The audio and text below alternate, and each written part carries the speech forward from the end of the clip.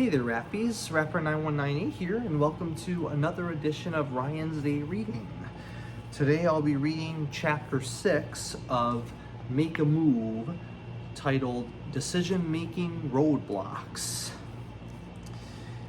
So, again, to start off with a bit of a recap from the previous chapter, Stephanie Williams O'Brien really talked about the importance of what they call a clearness committee, having multiple perspectives on something. And when it comes to major decision making, it's good to have multiple insights from people.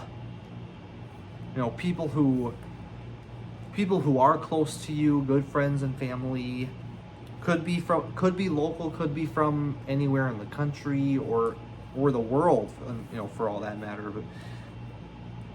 But it's having input from other people can be very beneficial when it comes to making major decisions. So here we go with Chapter 6, Decision Making Roadblocks. And then looks like the two questions that will be covered in this chapter is, what could be holding me back from making a move? And also, what may need to be addressed before I can truly discern how God is leading me.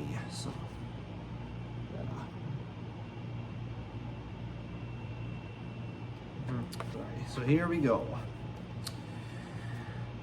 I'm not sure how long I stood staring at the river after I hung up the phone. I must have been in some form of shock. Now that the decision was made, the panic attack of indecision seemed almost a distant memory. I had been walking through a local park by the Mississippi River near my house while talking on the phone. It was done.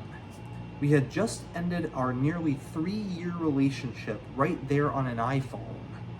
It stinks to break up over the phone, but since this was a long-distance relationship, it made no sense to fly the 500 miles from Minnesota to Florida just to end the relationship.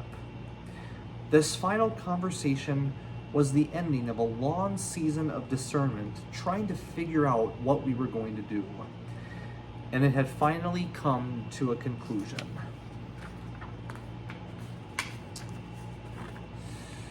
I'd love to say that in this moment I had a deep sense of peace, that this was the right thing to do. But the reality is, I had no idea if this was the right thing. What I did feel on a deep level was that failing to make a move at this time would put me in a dangerous position. You see, it was scary to think about ending something so meaningful. If I'm honest, I had a lot of fear in my heart and mind. I was afraid I had lost time that I could never get back as a woman in my mid-30s now, and was wondering if I should even stay on this dating bandwagon. I was afraid that he wasn't going to be okay as he continued to live into his sobriety. I was anxious about what this meant for the relationships we had formed as a couple and from each other's circles. The list could go on. But the fear I felt about whether the decision itself was the biggest barrier I faced in making the decision. Like many people, I have a complicated relationship with the idea of right and wrong. There are general moral quandaries that everyone faces. We can get into debates about what is ethical in the many situations we face as humans. For example, we often debate what is right or wrong politically, or the most ethical way to care for the environment or those in need. The more personal these moral and ethical questions become, the more stress they induce in our lives. All of these questions can really tie our minds up in knots. As a child and young person, the idea of the will of God terrified me. What if I fall out of this will God has for me? Now that I have come to understand that God created me to make decisions in partnership with God's Spirit rather than as a pawn in God's proverbial chess game, this fear has not been as powerful. However, I don't think the fear will ever leave me completely, because I do want to follow how God may lead. But for so many questions in life, I've come to see that following God's way has to overrule the idea of following God's will. It's become clear that out of His love for me, God invites me to make the next best decision in many circumstances rather than the only right decision. Perhaps this tension is one we will always face if we truly want to follow God's Spirit. But our desire to get it right can paralyze us rather than truly be a way to honor God's leadership in our lives. So even when we're feeling this tension and fear, we have to make what I call a scary decision. Because if we continue to stall and fail to make a move, it could become dangerous. All right, and then here's this next part, scary versus dangerous. There is a difference between scary and dangerous.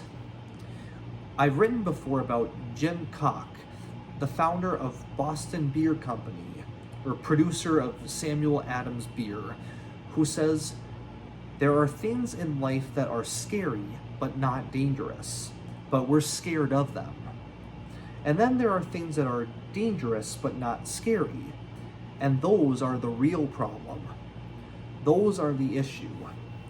Koch came to a crossroads in his life where he knew that if he moved forward, it would be scary because he would be stepping deeper into uncertainty.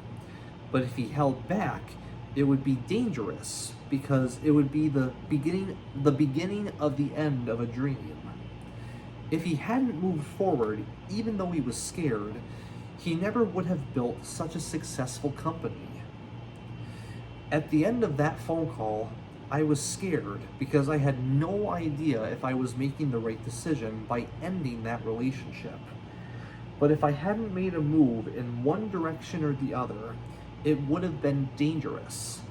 It would have put me in danger of losing some of my own sense of self. I would have been in danger of missing out on what God may have had in store for me.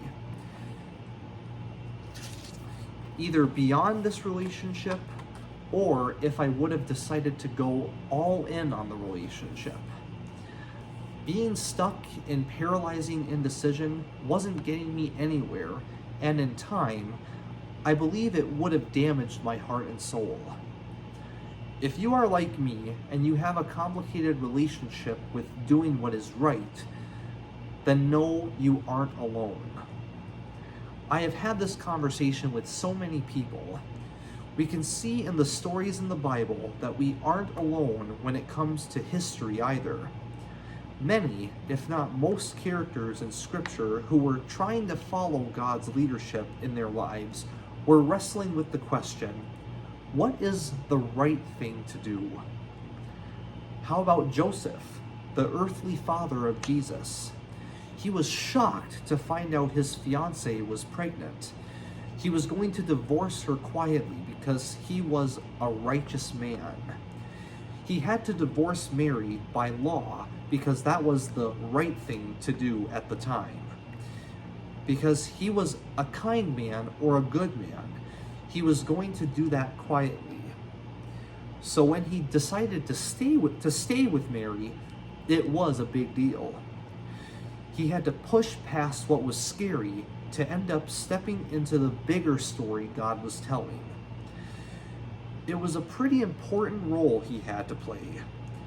Joseph's adoption of Jesus, which took place culturally the moment he named Jesus after he was born, was the way Jesus was included in the royal line of David. It was critical to show that Jesus was fulfilling the prophecy found in places like Isaiah. Angel or no angel, I'm sure Joseph wasn't completely certain he was doing the right thing when he decided to stay with Mary. But he made a move, and it made all the difference in the end. All right, and then this next part is, how sure is sure? How sure do we need to be in order to take steps into the future? When we aren't certain what we should do, how sure do we need to be in order to take steps into the future when we aren't certain what we should do? It should be no surprise for me to remind you that there is no way to be 100% certain. Remember, we can have assurance, but not certainty. How sure or full of assurance do you need to be before you make a move? If you can't have 100% assurance, are you someone who shoots for 80%? Or are you able to take the next step at just 55 or 60%? This will depend on a combination of your risk tolerance and your level of experience with the type of decision at hand. There is nothing wrong with being someone with a low or high risk tolerance. What is important is that you recognize that about yourself. You may discover that you are someone who jumps the gun, starting your sprint before it's time. Or maybe you are someone who stays at the starting block way too long, sometimes taking yourself out of the race completely. Take some time to define your risk tolerance. To guide you, I have a risk tolerance assessment in the appendix. Then you can consider if some risk management can be helpful when it comes to your decision. This may mean getting others involved, doing some extra math, or calculating how things may affect others in your sphere. There is one way to most effectively manage risk, and that is to move forward one experiment at a time, breaking a big decision down into lower risk actions you can take. It's also important to note that we are living in a time when we have developed what I call a culture of indecision. There have never been more options in front of us for many of the decisions we have to make, from the grocery store to online shopping, to the growing diversity of the job market, to the online dating scene. This increase in modes of communication has not always strengthened communication. Rather, it sometimes has given way to even more wavering when it comes to decisions. Take, for instance, how people make plans to connect socially. We often use text messaging to wait until the last minute to decide if we will participate, rather than making a commitment to connect with friends and holding to those plans. But the culture of indecision does not have to hold us back. In the next section of the book, we will focus on various experiments that can help you make decisions in different areas of life. In the appendix, I also offer some of my best decision-making tools that I've discovered or designed over the years. There is no perfect formula that will lead you to the right decision, but I promise you will be well on your way. You will be well on your way to discerning through movement one experiment at a time, if you break down the experiments into steps that help you manage your risk tolerance. Okay, and then this next part is other barriers to discover.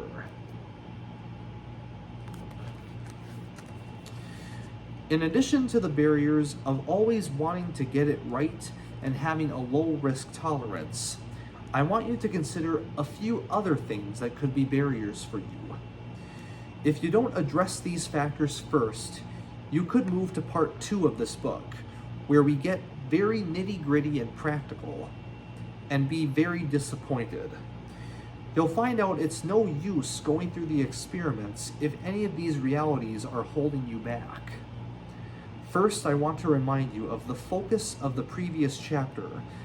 Without involving others in your experiments, you can hit dead ends that could have otherwise been avoided with the counsel and wisdom of others.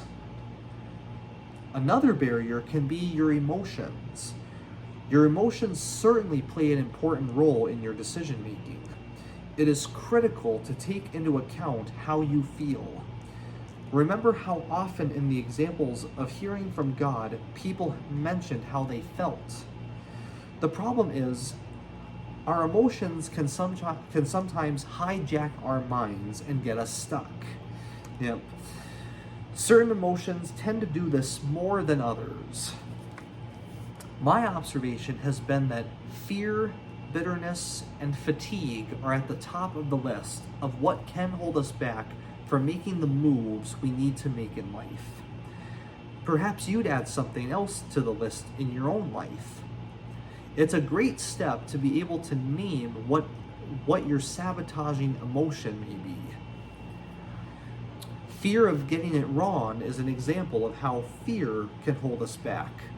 But fear can show up in sneaky ways.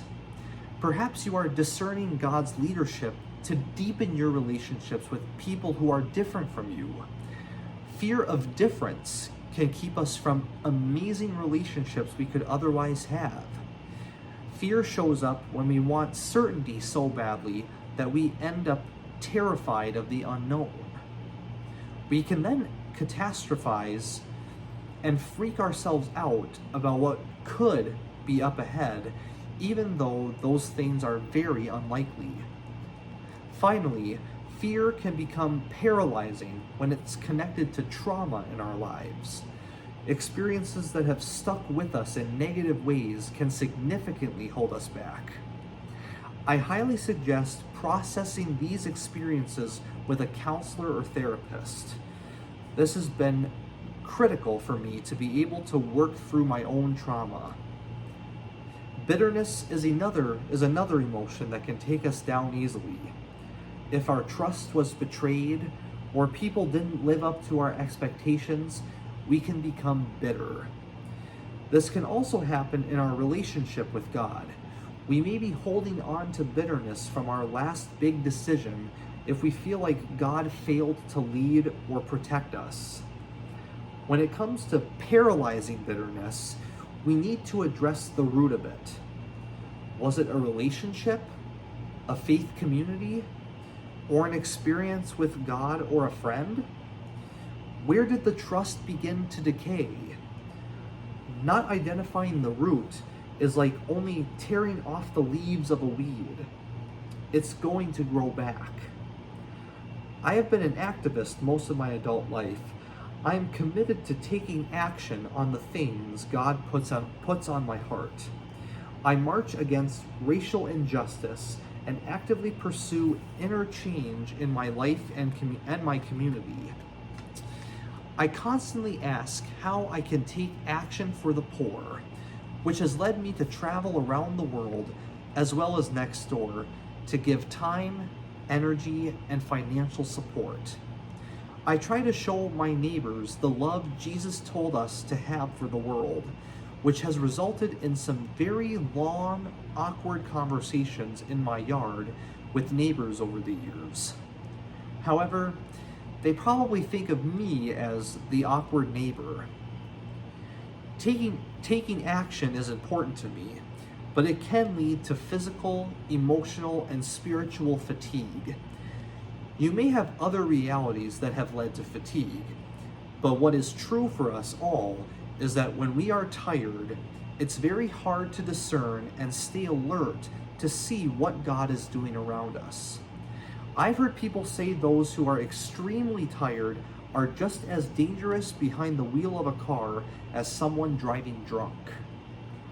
This is true for being behind the wheel of our lives as well. We aren't going to stay on the road if we fall asleep at the discernment wheel. This is why holistic well-being is so critical in our lives. If we can overcome these barriers in life, we will be ready to step into the story God has invited us to join. God cares about our decisions because our stories are a part of God's greater story. The next chapter offers some initial questions we can ask regarding the gray areas of life and gives us a framework for how our stories are a part of God's story. Then we'll be all set to design our experiments and make a move. All right, and that concludes chapter 6. And then here, and she mentioned the decision-making toolbox in the appendix. So I think that's, here we go. So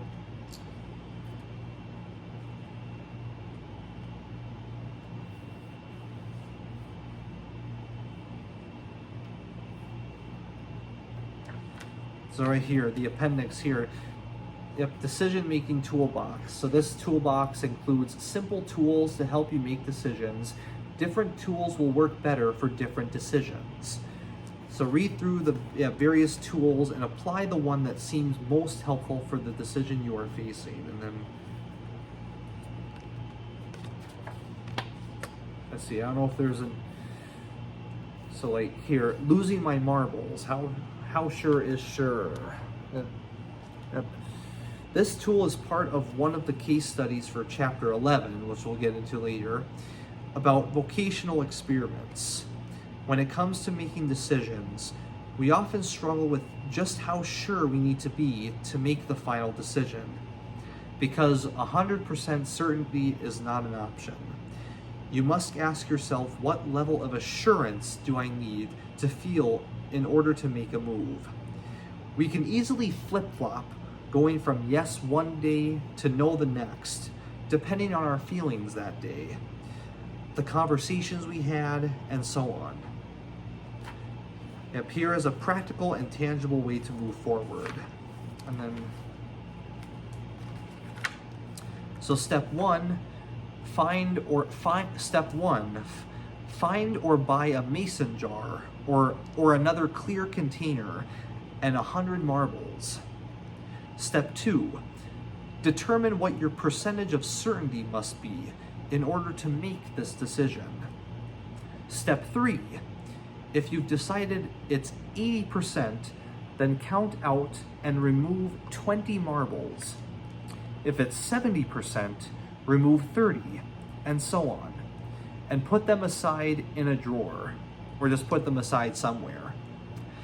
Step 4, put a bowl next to the jar. In the jar, place the number of marbles that represent how sure you are about the decision at that moment. Talk with a friend if you need help gouging the amount. Place the remaining marbles in the bowl next to the jar. Step 5. Over the next few weeks, as you talk with friends and family, spend time in prayer and think through the logistics of the decision. Consider the marbles. After each day, reflect on the process and add marbles to the jar for experiences that increased your assurance, or take some out and put them in a bowl if you felt your experiences decreased your assurance. And step 6, finally, the last step, give yourself a deadline and tell a friend that you plan to decide by that day. All right, and then next is feedback rubric. Not all feedback is created equal.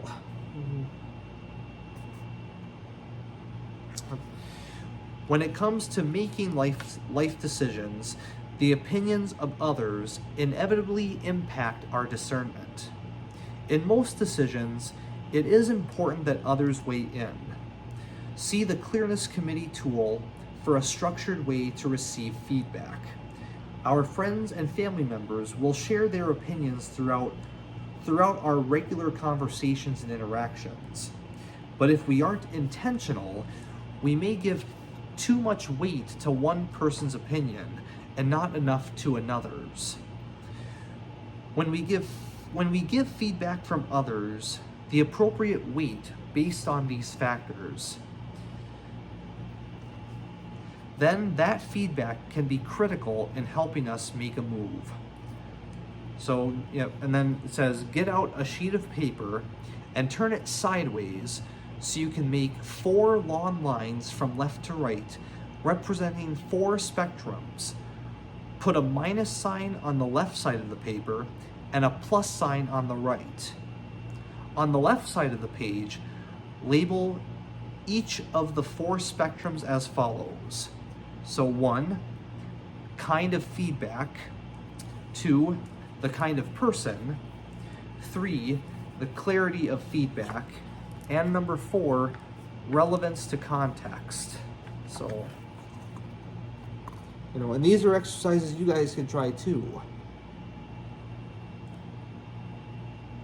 So it's good to be sharing this. I mean, I haven't had to do this, but I'm really loving reading this, and hopefully this can actually help somebody who is going through making, the process of making a tough decision.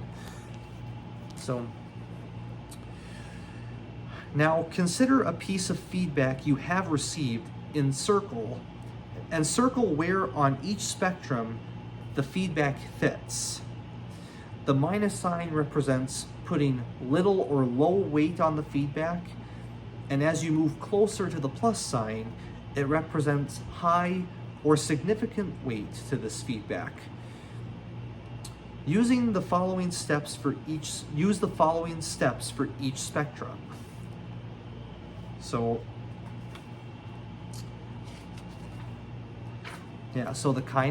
kind of feedback.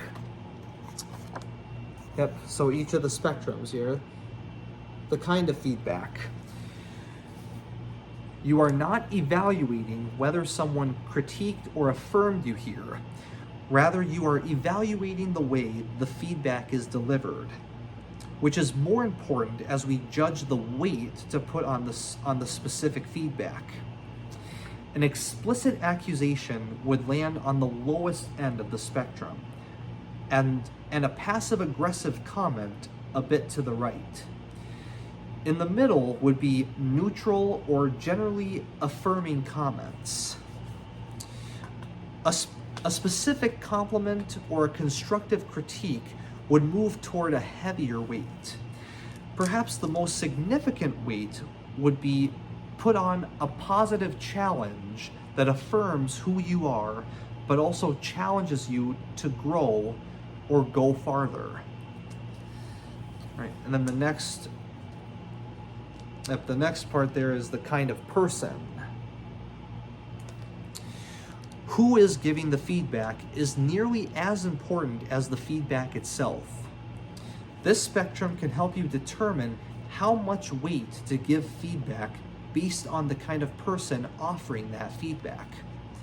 On the low end of the spectrum is an enemy or a hater. Though it can be hard, you must not give much weight to the opinions of those who do not have your best interests in mind. Unhealthy friends and family members would still be low on the spectrum. It's difficult to realize that those you love are not always in a place to give you helpful feedback because of their personal struggles.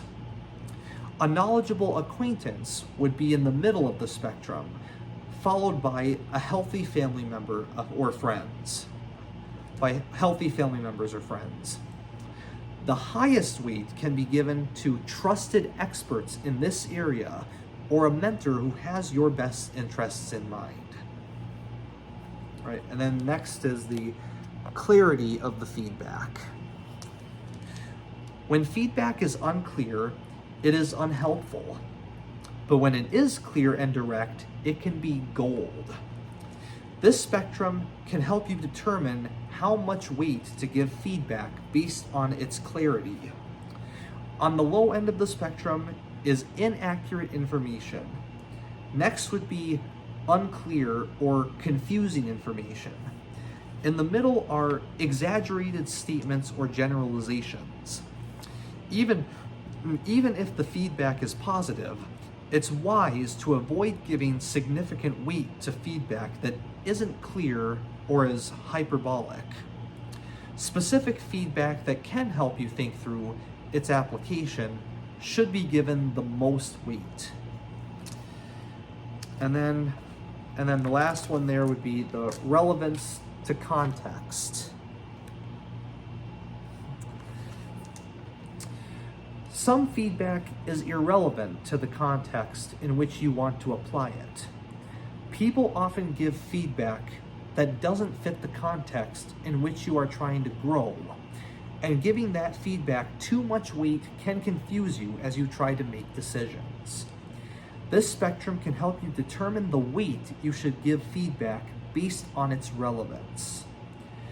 On the low end of the spectrum is completely irrelevant feedback, followed by feedback whose relevance is unclear. In the middle is potentially or partially relevant feedback. More weight should be given to feedback that applies to the context and is highly relevant to the current realities you are facing. After you mark the significance of the feedback on each of the 4 spectrums, you will have an idea of how much weight you should give to various pieces of feedback that you receive throughout your discernment process. All right, and then this next part here is the 4 tens. This is an adaptation of a tool created by business writer Susie Welch that has come to be known as the 10-10-10 rule. The 10-10-10 rule there. Yeah. I like to add an additional 10, so that's why I call it the 4 tens. Imagine that you've hypothetically chosen one of your options. Now think through the following questions. How will I feel about it 10 minutes from now? How about 10 weeks from now? How about 10 months from now? And how about 10 years from now? After trying to imagine how you would feel, now ask the same 4 questions, but this time imagine that Jesus is there with you in the room. Imagine Jesus there with you 10 minutes from now. What is his posture? What do you imagine he may say or do? Now, 10 weeks, 10 months, and 10 years. Imagine Jesus is there with you and what his reaction may be. And then here's the Clearness Committee. Who are your people? Many groups within our faith tradition have held up the value of community discernment and listening to God together. The Catholic Jesuit tradition calls this practice communal discernment, modeled after Church Father Ignatius of Loyola. Others in the contemplative tradition have spiritual direction groups that meet regularly. In the 1600s, the Quaker tradition developed what was later termed clearness committees, acknowledging just how hard it can be to discern how God is leading us and showing us why we need others to help bring clarity or clearness. Spiritual writer and activist Parker Palmer has written about the Clearness Committee concept based on his writings. I've developed a simple outline to help guide a Clearness Committee. In chapter 5. So here are some questions you can use as you follow that outline with your own Clearness Committee. What do you hear when you pray and listen to God? What emotions do you experience when you think or pray about this decision? What is the dynamic between you and others whom this decision impacts?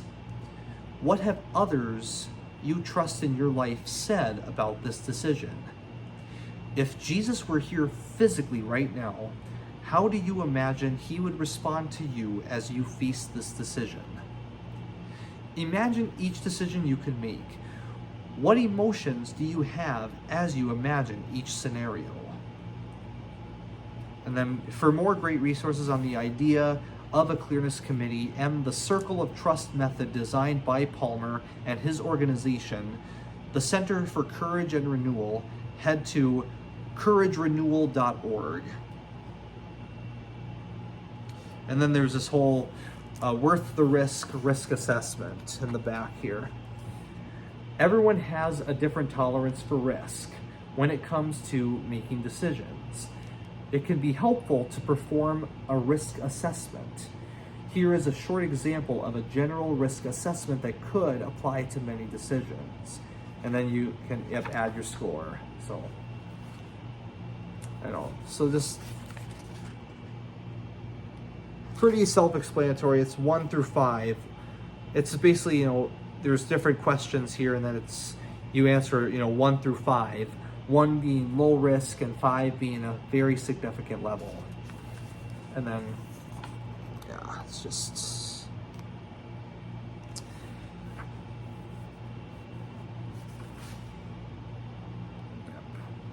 So yeah, but yeah, there's all that stuff in the back of the book too, and yeah, again, I think this is a very beneficial book for people too, and this is another one that I very highly recommend. So yeah, I like that. I love it. Definitely feels therapeutic to me too. I know how it is. Like, and actually, I do think I need this too, because I always treat every decision like it's a major one. So anyways, but thank you, Rappies, very much. Stay tuned next time as we go into Chapter 7, Faithful Improvisation. So yeah, can't wait to see what that's going to cover. All right, well, thank you, Rappies, again. Love you all to death, and until next time, I'll see you later, and God bless.